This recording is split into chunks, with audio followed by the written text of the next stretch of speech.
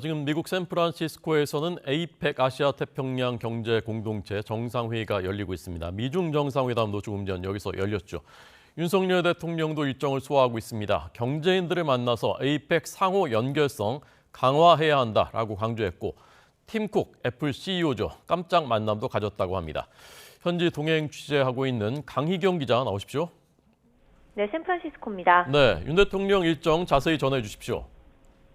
네, 윤석열 대통령은 우리 시각으로 오늘 0시를 조금 넘어 아시아태평양 경제협력체 에이펙 정상회의가 열리는 이곳 미국 샌프란시스코에 도착했습니다.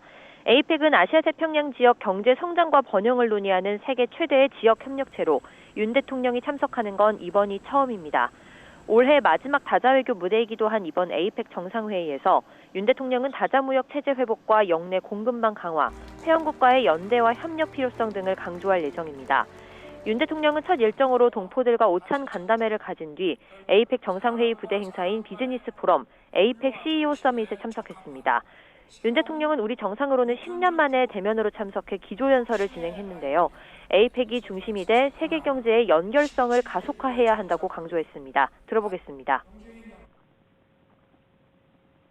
공급망 리스크는 국가 차원에서는 안보의 문제이고 기업 차원에서는 생존의 문제입니다.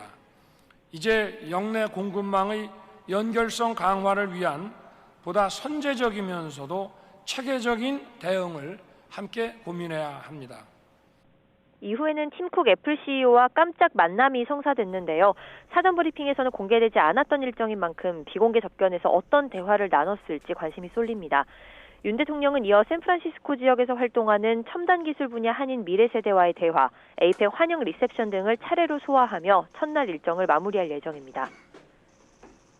네, 이번 에이펙 주목되는 것이 이제 시진핑 주석이 미국을 방문했기 때문에 더욱 주목을 받고 있는데 한중 정상회담이 과연 열릴지 현장에서의 전망 분위기 어떻습니까?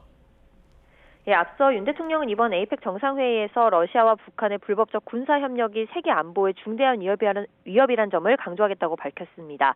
또 북한의 도발에 대비한 국제 공조 방안도 논의할 것으로 보이는데요.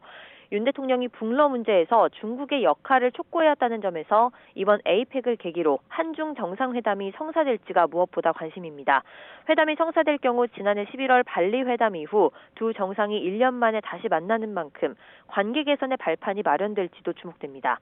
한미일 밀착 공조에 공을 들여온 윤 대통령, 이번에 세 나라 정상이 어떤 끈끈한 모습을 보여줄지도 지켜볼 대목인데요.